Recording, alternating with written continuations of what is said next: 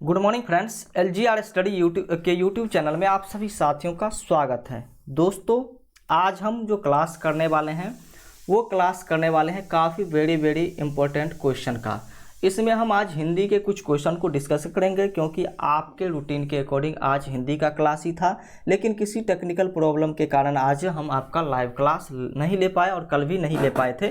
तो हमने सोचा कि किसी तरीके से बच्चों से जुड़ना चाहिए, तो आज हम आपके सामने कुछ हिंदी के क्वेश्चंस रखेंगे जो कि आपके जिसमें जो है थ्योरी के क्लास जो भी लाइव क्लास में हमने लिए हैं उसी के आधार पर आज इसका क्वेश्चंस होगा। तो आप सभी बच्चे से आशा है कि सभी क्वेश्चन का सही आंसर कीजिएगा और ये आपके टेस्ट के तौर पर लिया जा रहा है। तो कितना आंसर आपने सही किया ये भी बताइएगा, कितने क्वेश्चन का आंसर आपने गलत किया ये भी आपको बताना है। साथ ही साथ LGR स्टडी ऐप को यदि अभी तक आप डाउनलोड नहीं किए हैं तो डाउनलोड कर लीजिएगा। टेलीग्राम चैनल को ज्वाइन कर लीजिएगा, जहां से आपको नोटिफिकेशन मिलती रहेगी, सारी जानकारियां मिलती रहेगी। हमारी वेबसाइट को विजिट करके आप अच्छी तैयारी का फ़ायदा उठा सकते हैं, इससे आप हेल्प ले सकते हैं। फेसबुक और इंस्टाग्राम पर आप हमें लाइक और फॉलो कर सकते हैं। आगे की चीज़ों को यदि हम देखें, मैट्रिक बोर्ड परीक्षा में 450 मार्क लाना चाहते हैं आप, तो इस पर हम आगे बात करेंगे।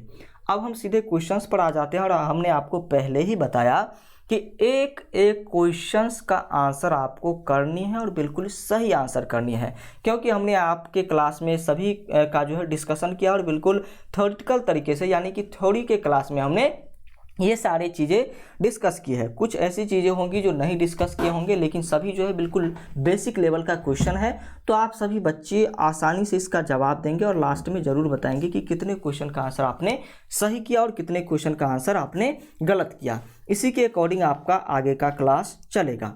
चलिए, फर्स्ट क्वेश्चन आपके सामने है और ये वर्ण विचार से संबंधित है। क वर्ण का उच्चारण स्थान है। क वर्ण का उच्चारण स्थान कहाँ है भाई साहब? क वर्ण का उच्चारण स्थान सीधे कंठ से है। सीधे कंठ से है, तो आप सभी बच्चे की तरफ से फटाफट आंसर आना चाहिए। ए इसका बिल्कुल परफेक्ट आंसर होगा। दूसरा नंबर क्वेश्चन है प का उच्चारण स्थान कहाँ है? जी बिल्कुल, प का उच्चारण स्थान कहाँ है? दंत है, कंठ है, ओठ है या फिर तालु है? प हम कहाँ से उच्चारित करते हैं? हमारे मुख से प कहाँ से उच्चारित होता है? तो आप बोल करके देख लीजिए, सीधे ओठ से उच्चारित होता है। तो इसका बिल्कुल परफेक्ट आंसर जो हो जाएगा ओठ हो जाएगा, यानी कि प ओठ से वर्ण है। कौन सा? ओठ से वर्ण है। सी इसका भी बिल्कुल परफेक्ट आंसर होगा। चलिए दोस्तों, अगला नंबर क्वेश्चन अब आपके सामने है।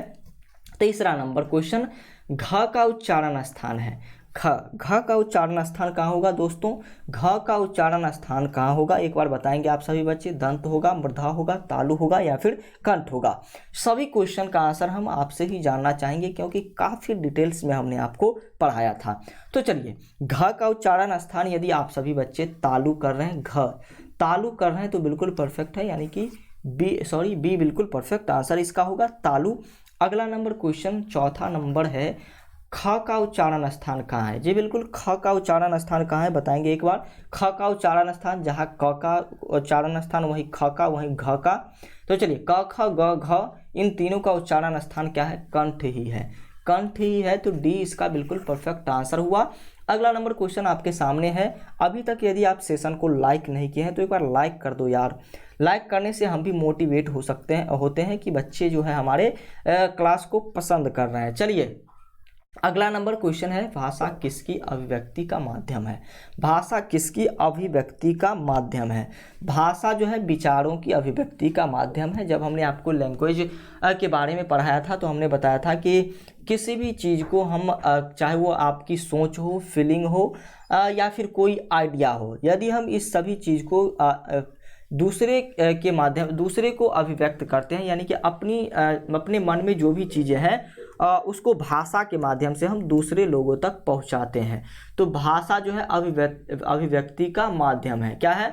अभिव्यक्ति का माध्यम। किसकी अभिव्यक्ति का? विचारों की अभिव्यक्ति का। आपके पास जो विचार है उसे हम आप दूसरे लोगों तक पहुंचाते हैं, तो विचारों की अभिव्यक्ति को भाषा कहते हैं। अगला नंबर क्वेश्चन है, व्याकरण का वह ज्ञान जो। चलिए, छठा नंबर क्वेश्चन है, व्याकरण का वह ज्ञान है जो। देखिए बिल्कुल यहाँ पर व्याकरण का हम बोल रहे हैं, इसलिए तो हमें थोड़ा ये लग रहा था। तो व्याकरण वह ज्ञान है जो, तो व्याकरण कौन सा ज्ञान है भाई साहब? जो क्या करता है? व्याकरण क्या करता है? जो त्रुटियों पर ध्यान नहीं देता है, मानकता के आधार पर भाषा प्रदान करता है, नियमों का विश्लेषण नहीं करता है, या फिर व्याकरण वह ज्ञान है जो आवश्यक नहीं है। व्याकरण वह ज्ञान है जो मानक के आधार पर भाषा का प्रदान करता है। जी बिल्कुल, भाषा प्रदान करता है, यानी कि जहाँ पर जिस तरीके की भाषा का यूज करना हो वो व्याकरण के तौर तरीके से ही किया जाता है। अपने पिता को आप ये नहीं कह सकते हैं कि तुम यहाँ से चलिए, आप कहेंगे आप यहाँ से चलिए या फिर आप मेला चलिए।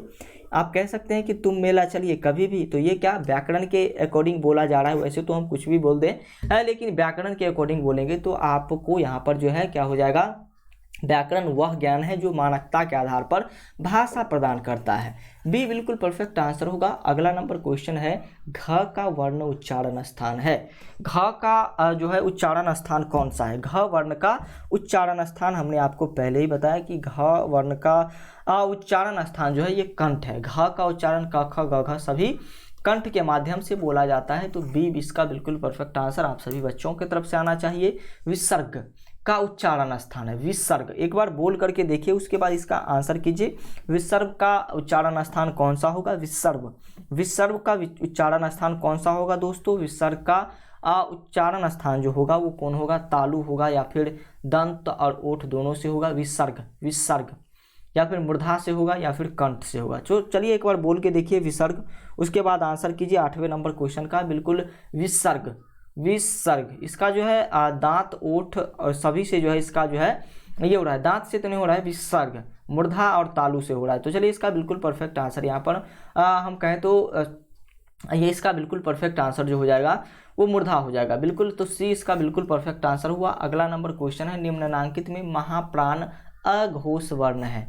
अघोष वर्ण हम किसे कहते हैं? घोष वर्ण हम उसे कहते हैं जिसे जो है गले के कंपन के माध्यम से बोला जाता है, और अघोष वर्ण हम उसे कहते हैं जो गले के कंपन के बिना ही बोला जाता हो। महाप्राण वर्ण हम उसे कहते हैं जो अधिक वायु मुख से जिस वर्ण के बोलने पर निकलती है, जैसे हा हा, तो ये महाप्राण हो जाता है। तो चलिए महाप्राण अघोष वर्ण यहाँ पर पूछा जाए। महाप्राण साथ में अघोष। महाप्राण यानी कि जिससे वायु भी ज़्यादा मात्रा में मुख से निकल रही है और कंठ में कंपन भी नहीं हो रहा है। तो महाप्राण अघोष वर्ण जो है छ है, छ, यानी कि बी इसका बिल्कुल परफेक्ट आंसर होगा। अगला नंबर क्वेश्चन है दुर्घ उ ध्वनि का उच्चारण स्थान कहाँ है? दुर्घ उ ध्वनि का उच्चारण स्थान कहाँ है दोस्तों? दुर्घ उ हम सीधे उ बोलते हैं। तो चलिए सीधे हम उ बोलते हैं। तो चलिए जैसे उल्लू, तो हम दुर्घ उल्लू थोड़ी ना कहते हैं, उल्लू कहते हैं। तो चलिए उ का यहाँ पर जो है उच्चारण स्थान जो हो रहा है तो ओठ से, आप सभी बच्चों की तरफ से यदि ओठ से आंसर आ रहा है तो बिल्कुल परफेक्ट है। अगले नंबर क्वेश्चन की हम बात करते हैं। अगला नंबर क्वेश्चन आपके सामने है 11वां नंबर क्वेश्चन, सफल का भाववाचक संज्ञा है। सफल का भाववाचक संज्ञा, भाववाचक संज्ञा जो बिल्कुल जो आप फील कर सके उसे हम भाववाचक संज्ञा कहते हैं। तो सफल का भाववाचक संज्ञा क्या होगा? सफल का भाववाचक संज्ञा होगा सफलता। सफल का भाववाचक संज्ञा होगा सफलता, यानी कि उसे सफलता मिली तो वो सफल हुआ, फिर ना उसको सफलता मिली। तो सी इसका बिल्कुल परफेक्ट आंसर आप लोगों की तरफ से आंसर आनी चाहिए। केजरीवाल को सफलता मिली, वाक्य में सफलता कौन संज्ञा है? तो चलिए यहाँ पर भाववाचक संज्ञा हो जाएगा, अभी हमने डिस्कस किया है। तो बी इसका बिल्कुल परफेक्ट आंसर होगा। अगला नंबर क्वेश्चन है, मेरी निर्धनता पर दया करो, भाववाचक संज्ञा चुने। मेरी निर्धनता पर दया करो, इसमें जो है भाववाचक संज्ञा चुनना है आपको। भाववाचक संज्ञा कौन है? तो यहाँ पर जो है निर्धनता को आप देख नहीं सकते हैं, सिर्फ क्या कर सकते हैं? फील कर सकते हैं। तो 13वें नंबर क्वेश्चन का बिल्कुल परफेक्ट आंसर बी आप सभी बच्चों की तरफ से यदि आ रहा है तो बिल्कुल परफेक्ट आंसर है। 14वां नंबर क्वेश्चन है, दक्षिण शब्द में संज्ञा है। दक्षिण शब्द एक आप अपने आप में ही संज्ञा है जो कि एक दिशा का नाम है। तो बिल्कुल परफेक्ट आंसर यहाँ पर दक्षिण शब्द में दक्षिण संज्ञा ही है। तो डी इसका बिल्कुल परफेक्ट आंसर होना चाहिए। अगला नंबर क्वेश्चन आपके सामने है, जाति का भाववाचक संज्ञा कौन है? जाति का भाववाचक संज्ञा कौन है ये आपको बतानी है। चलिए 14वें नंबर क्वेश्चन को तो हमने देखा नहीं, तो चलिए 14वें नंबर क्वेश्चन को देखा। 15वां नंबर क्वेश्चन है, जाति का भाववाचक संज्ञा कौन है? जाति का भाववाचक संज्ञा यहाँ पर जातीयता हो जाएगा। क्या? जातीयता को आप देखते नहीं, सिर्फ अनुभव करते हैं कि ये जो है जातिवाद फैला रहा है। तो चलिए जातीयता जो है एक भाववाचक संज्ञा है, यानी कि ए इसका आंसर होना चाहिए। अगले नंबर क्वेश्चन की ओर बढ़ेंगे उससे पहले हम आपसे पुनः कहना चाहेंगे कि एक बार अपने दोस्तों में भी शेयर कर दीजिए ताकि वो भी जल्द से जल्द जुड़ के और इस क्लास का फायदा उठा सके और अपना टेस्ट भी दे सके। निम्नांकित में भाववाचक संज्ञा कौन है? निम्नांकित में भाववाचक संज्ञा कौन है? तो भाववाचक संज्ञा जाति, जाति कौन सा संज्ञा है भाई साहब? उसके बाद जाति जो है एक समूहवाचक संज्ञा है, राष्ट्र जो है एक पर्सनल यानी कि उसके बाद मानव जो है ये कौन सा संज्ञा है? बचपन कौन सा संज्ञा है? बचपन यहाँ पर भाववाचक संज्ञा। बचपन को आप देख नहीं सकते हैं, मानव को आप देख सकते हैं, तो ये एक पर्सनल संज्ञा हो जाएगा। मानव अलग होता है और दानव अलग होता है, जानवर अलग होता है। तो चलिए यहाँ पर ए बिल्कुल परफेक्ट, सॉरी डी बिल्कुल परफेक्ट आंसर होगा, डी बिल्कुल परफेक्ट आंसर हो जाएगा। यहाँ पर जो है भाववाचक संज्ञा की यदि बात करें तो भाववाचक संज्ञा यहाँ पर बचपन है। बचपन क्या है? भाववाचक संज्ञा है। अगला नंबर क्वेश्चन 17वां नंबर क्वेश्चन है। 17वां नंबर क्वेश्चन है निम्नांकित में भाववाचक संज्ञा कौन है? भाववाचक संज्ञा यहाँ पर जो हो जाएगा, यहाँ पर भी मित्रता ही होगा। मित्रता क्या हो जाएगा? भाववाचक संज्ञा हो जाएगा। यहाँ पर बचपन हुआ था, यहाँ पर मित्रता। मित्रता को हम देख नहीं सकते हैं, सिर्फ फील कर सकते हैं कि कितने ये हमारे घनिष्ठ मित्र हैं। 18वां नंबर क्वेश्चन है निम्नांकित में भाववाचक संज्ञा कौन है? भाववाचक संज्ञा की बात करें, जाति है या फिर मनुष्यता है, मानव है, राष्ट्र है? जल्दी से बताइए। तो चलिए भाववाचक संज्ञा की बात करें, यहाँ पर जो है भाववाचक संज्ञा हमको जो दिख रहा है वो मनुष्यता है। मनुष्यता जो है बिल्कुल हमें दिख नहीं रहा है, इसमें जो है हम अनुभव करते हैं कि ये इसमें मनुष्यता है और ये बिल्कुल क्रूर मनुष्य है, इसमें क्रूरता है। बी इसका बिल्कुल परफेक्ट आंसर होगा।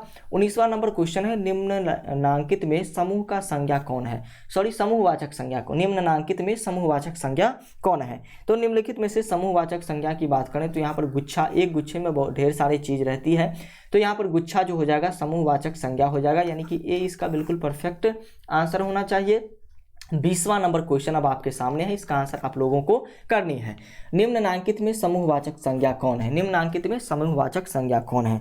समूहवाचक संज्ञा यहाँ पर देख रहे हैं कि सेना। सेना में जो है बहुत सारे लोग रहते हैं, लेकिन इसे जो है एक टुकड़ी को सेना कहा जाता है। सेना एक आदमी को नहीं कहा जाता, सेना में बहुत सारे फौज रहते हैं। तो चलिए इसका सी बिल्कुल परफेक्ट आंसर होगा। अगला नंबर क्वेश्चन है निम्नांकित में व्यक्तिवाचक पर्सनल नाउन की बात हो, यहाँ पर प्रॉपर नाउन की बात हो रही है, संज्ञा कौन है? तो चलिए व्यक्तिवाचक संज्ञा यहाँ पर कौन सा हो जाएगा? सेना होगा, मित्रता होगा, जाति होगा, भारत। भारत एक पर्सनल देश है और इसलिए ये क्या हो जाएगा? व्यक्तिवाचक संज्ञा, यानी कि बी इसका बिल्कुल परफेक्ट आंसर होगा। अगला नंबर क्वेश्चन अब आपके सामने है कि निम्नांकित में जातिवाचक संज्ञा कौन है? निम्नलिखित में से जातिवाचक संज्ञा कौन है? जाति है, राष्ट्र है, मित्रता है या फिर रामचरित्र मानस है? तो चलिए यहाँ पर जातिवाचक संज्ञा जो हो जाएगा वो रामचरित्र मानस होगा। क्या होगा? रामचरित्र मानस। मित्रता भाववाचक संज्ञा, राष्ट्र ये जो हो जाएगा एक पर्सनल संज्ञा हो जाएगा, और जाति जो है ये कौन सा संज्ञा हो जाएगा? जाति जो हो जाएगा ये एक जो हो जाएगा क्या कहें इसे हम समूहवाचक संज्ञा में ही रखेंगे। तो चलिए बिल्कुल परफेक्ट आंसर यहाँ पर रामचरितमानस, यानी कि रामचरितमानस एक बुक है। चलिए अगले नंबर क्वेश्चन, और ये रामायण का बुक है इसलिए ये जातिवाचक संज्ञा है। अगला नंबर क्वेश्चन है निम्नांकित में द्रव्यवाचक संज्ञा कौन है? चलिए फटाफट से आप सभी बच्चे बताइए निम्नांकित में द्रव्यवाचक संज्ञा कौन है? जाति है, घी है, सोना है, सेना है या फिर मित्रता है? तो घी जो हो जाएगा द्रव्यवाचक संज्ञा हो जाएगा, जिसके बारे में हमने आपको पिछले क्लास में बताया भी था। अगला नंबर क्वेश्चन है निम्नांकित में द्रव्यवाचक संज्ञा कौन है? 24वां नंबर क्वेश्चन भी वही है कि निम्नांकित में द्रव्यवाचक संज्ञा कौन है? तो द्रव्यवाचक संज्ञा यहाँ पर पानी हो जाएगा। पानी यहाँ पर बिल्कुल परफेक्ट आंसर, बिल्कुल दिमाग लगाने की बात ही नहीं है। निम्नांकित में द्रव्यवाचक संज्ञा कौन है? लगातार द्रव्यवाचक संज्ञा ही क्यों आ रहा है भाई साहब? चलिए द्रव्यवाचक संज्ञा की यहाँ पर बात करें तो निम्नांकित में द्रव्यवाचक संज्ञा, इसमें यदि बात करें तो शराब हो जाएगा। क्या? शराब यहाँ पर जो है द्रव्यवाचक संज्ञा होगा। अगला नंबर क्वेश्चन क्या है कि निम्नांकित शब्दों में सर्वनाम को अलग करें। सर्वनाम को आपको अलग करना है। मनुष्यता ये एक भाववाचक संज्ञा है। उसके बाद अपना ये एक सर्वनाम है। अपना एक सर्वनाम है। मैं ये नहीं कह सकता हूँ कि आप अपने आप से ये नहीं कह सकते हैं कि ये अमित का किताब है, कहेंगे कि ये मेरा किताब है, या फिर कहेंगे ये अमित का घर नहीं कहेंगे, कहेंगे कि ये मेरा अपना घर है। अपना यहाँ पर सर्वनाम हो जाएगा। मिठास, मिठास भी भाववाचक संज्ञा होगा। और घोंघा, घोंघा क्या हो जाएगा भाई साहब? घोंघा को तो हम देखते हैं तो ये एक जातिवाचक संज्ञा हो जाएगा। चलिए डी नहीं, तो इसका बिल्कुल परफेक्ट आंसर यहाँ पर अपना, यानी कि बी बिल्कुल परफेक्ट आंसर होगा इसका। अगले नंबर क्वेश्चन की अब हम बात करते हैं। अगला नंबर क्वेश्चन क्या है देख लीजिए। अगला नंबर क्वेश्चन क्या है देख लीजिए। अगला नंबर क्वेश्चन जो है ये कह रहा है जिसकी लाठी उसकी भैंस, यहाँ रेखांकित शब्द का सर्वनाम बताइए। जिसकी लाठी उसकी भैंस, इसमें कौन सा सर्वनाम है? तो यहाँ पर बिल्कुल दिख रहा है कि जिसकी लाठी उसकी भैंस। यहाँ पर जो है संबंधवाचक सर्वनाम है। क्या है? संबंधवाचक सर्वनाम है, इसका बिल्कुल परफेक्ट आंसर होगा। अगला नंबर क्वेश्चन क्या है, इसको भी हम देख ही लेते हैं। अगला नंबर क्वेश्चन है जो सोएगा वो खोएगा, जो सोएगा सो खोएगा। यहाँ रेखांकित शब्द का सर्वनाम कौन है? यहाँ पर रेखांकित शब्द में जो है सर्वनाम की बात कर रहे हैं, यानी कि सभी ऑप्शन में से सर्वनाम जो है कौन है? हाँ, तो चलिए रेखांकित शब्द का सर्वनाम बताइए। जी बिल्कुल, जो सोएगा वो खोएगा, इसका सर्वनाम आपको बतानी है। तो चलिए, जो सोएगा वो खोएगा, इसका जो है क्या सर्वनाम हो जाएगा, ये आप एक बार बताएंगे। जल्द से जल्द आप सभी बच्चे आंसर करेंगे। जो सोएगा वो खोएगा, इसमें कौन सा सर्वनाम होगा? जी बिल्कुल, तो चलिए जल्द से जल्द आप सभी बच्चों की तरफ से जो है आंसर आना चाहिए कि जो सोएगा वो खोएगा। 28वें नंबर क्वेश्चन का यदि आप सभी बच्चों की तरफ से सी आंसर आ रहा है, यानी कि ये संबंधवाचक सर्वनाम है। सोने का संबंध जो है खोने से है, सोने का संबंध खोने से है। यदि आप सोते हैं तो बिल्कुल किसी काम को खो देते हैं। चलिए अगला नंबर क्वेश्चन अब आपके सामने आने वाला है, और ये क्वेश्चन क्या है ये भी देख लीजिए। ये क्वेश्चन कह रहा है कि स्वयं के लिए जीना ठीक नहीं है, यहाँ रेखांकित शब्द का सर्वनाम है। जल्दी से आप सभी बच्चे बताइए कि इसमें कौन सा सर्वनाम होगा। स्वयं के लिए जीना ठीक नहीं है, स्वयं के लिए जीना ठीक नहीं, इसमें कौन सा सर्वनाम होगा? एक बार आप सभी बच्चे बताएंगे। तो चलिए जल्द से जल्द आप सभी बच्चे आंसर करेंगे इसका कि स्वयं के लिए जीना ठीक नहीं, इसमें कौन सा सर्वनाम होगा? कौन सा सर्वनाम होगा दोस्तों, एक बार जरूर बताइएगा आप सभी बच्चे। आप सभी बच्चों की तरफ से जो है लगातार आंसर आना चाहिए, और आंसर यदि आप सभी बच्चों की तरफ से 29वें नंबर क्वेश्चन के लिए आंसर आ रहा है निश्चयवाचक। स्वयं के लिए जीना ठीक है, बिल्कुल यहाँ पर जो है किसी बात की निश्चितता हो रही है। बी बिल्कुल परफेक्ट आंसर होगा। अगला नंबर क्वेश्चन है मैं अपने आप चला जाऊंगा, यहाँ रेखांकित शब्द का सर्वनाम बताइए। मैं अपने आप चला जाऊंगा, इसमें कौन सा सर्वनाम है? पुरुषवाचक सर्वनाम है, निश्चयवाचक सर्वनाम है, संबंधवाचक सर्वनाम है, अनिश्चयवाचक सर्वनाम है। हमने क्लास को थोड़ा स्पीड इसलिए कर दिया क्योंकि ज़्यादा वक्त लग रहा था। तो चलिए 30वें नंबर क्वेश्चन का बिल्कुल परफेक्ट आंसर जो हो जाएगा, यहाँ पर मैं अपने आप चला जाऊंगा, यानी कि यहाँ पर जो है अपने आप से जो है चले जाने की पर्सनल बात कर रहे हैं कोई व्यक्ति, तो यहाँ पर ये निजवाचक सर्वनाम हो जाएगा, प्रॉपर सर्वनाम हो जाएगा। तो बी इसका बिल्कुल परफेक्ट आंसर होगा। अगला नंबर क्वेश्चन 31वां नंबर क्वेश्चन है आप क्या कर रहे हैं, यहाँ रेखांकित शब्द का सर्वनाम बताइए। आप क्या कर रहे हैं, यहाँ पर कौन सा सर्वनाम होगा? तो आप क्या कर रहे हैं में प्रश्नवाचक सर्वनाम होगा, प्रश्नवाचक सर्वनाम होगा। सी आप सभी बच्चों की तरफ से यदि आंसर आ रहा है तो बिल्कुल अच्छी बातें हैं। होली में आप सादर आमंत्रित हैं, होली में आप सादर आमंत्रित है, यहाँ पर आप बताइए कि कौन सा सर्वनाम है। होली में आप सादर आमंत्रित है, यानी कि पुरुषवाचक सर्वनाम, किसी पर्सनल व्यक्ति को कहा जा रहा है तो ये पुरुषवाचक सर्वनाम है। अगला नंबर क्वेश्चन आपके सामने है मैं शब्द निम्नलिखित में कौन सा है? मैं शब्द क्या है? संज्ञा है, सर्वनाम है, विशेषण है, क्रिया है। मैं शब्द जो है एक सर्वनाम है, ये आप सर्वनाम को समझने में गलती नहीं करेंगे। बी इसका बिल्कुल परफेक्ट आंसर होना चाहिए। अगला नंबर क्वेश्चन है यह शब्द कौन सा सर्वनाम है? यह जो है कौन सा सर्वनाम है? यह कौन सा सर्वनाम है बताएंगे दोस्तों? यह निश्चयवाचक सर्वनाम है, याद रखनी है आपको। यह जो है ये एक निश्चयवाचक सर्वनाम है, यानी कि सी इसका बिल्कुल परफेक्ट आंसर होगा। शायद दरवाजे पर कोई है, शायद दरवाजे पर कोई है, शायद, तो यहाँ पर क्या हो जाएगा? शायद की बात हो रही है, तो शायद यानी कि अनिश्चितता का बोध हो रहा है, तो ये अनिश्चयवाचक सर्वनाम यानी कि डी इसका बिल्कुल करेक्ट आंसर। अगला नंबर क्वेश्चन है वहाँ कौन गया? यहाँ रेखांकित शब्द का प्रकार है। वहाँ कौन गया? किसी को नहीं पता, किसी को नहीं पता, या फिर जो पूछ रहा है उसको तो बिल्कुल नहीं पता कि वहाँ कौन गया है, तो ये क्या हो जाएगा? एक प्रश्नवाचक। यहाँ पर जो है किसी दूसरे लोग से ये प्रश्न कर रहे हैं कि वहाँ कौन गया, कहीं किसी जगह पर कौन गया, तो बी इसका परफेक्ट आंसर होगा। ये प्रश्नवाचक सर्वनाम है। वह काम बिगाड़ दिया, सर्वनाम में वाक्य पूरा कीजिए। वह काम बिगाड़ दिया, इसमें जो है क्या करना है? सर्वनाम से वाक्य को आपको पूरा करना है। वह काम बिगाड़ दिया। चलिए 37वें नंबर क्वेश्चन की यदि बात करें तो यहाँ पर इसका बिल्कुल परफेक्ट आंसर जो हो जाएगा, यहाँ पर यदि हम सर्वनाम लगाते हैं तो उसने हो जाएगा। क्या हो जाएगा? उसने काम बिगाड़ दिया, यानी कि सी इसका बिल्कुल परफेक्ट आंसर होगा। सी बिल्कुल इसका बिल्कुल परफेक्ट आंसर होगा। अगला नंबर क्वेश्चन आपके सामने है डैश आकर मेरी सहायता करें। ये बिल्कुल 38वें नंबर क्वेश्चन का आंसर करेंगे। तो चलिए यहाँ पर बिल्कुल परफेक्ट आंसर जो हो जाएगा आकर मेरी सहायता करें। वह आकर मेरी सहायता करे, ये भी हो सकता है, लेकिन कोई और व्यक्ति होगा। तुम आकर मेरी सहायता करें, ये बिल्कुल। उसके बाद उसने आकर मेरी सहायता करें, ये भी नहीं होगा। तो आप आकर मेरी सहायता करें, यहाँ बिल्कुल परफेक्ट बैठ रहा है। तो आप यहाँ पर यदि लिख देंगे तो आपका सेंटेंस पूरा होगा, यानी कि आप कहें तो डी। अगला नंबर क्वेश्चन आपके सामने है मुझे डैश खाने को दीजिए, मुझे क्या खाने को दीजिए, मुझे खाने को दीजिए। कुछ यहाँ पर यदि लगाते हैं, मुझे वह खाने को दीजिए और उसने खाने को दीजिए, मैं खाने को दीजिए, बिल्कुल नहीं होगा। मुझे कुछ खाने को दीजिए, बिल्कुल करेक्ट सेंटेंस आपको लग रहा है कि नहीं, मुझे कुछ खाने को दीजिए, बिल्कुल करेक्ट सेंटेंस आपको लग रहा है या फिर नहीं।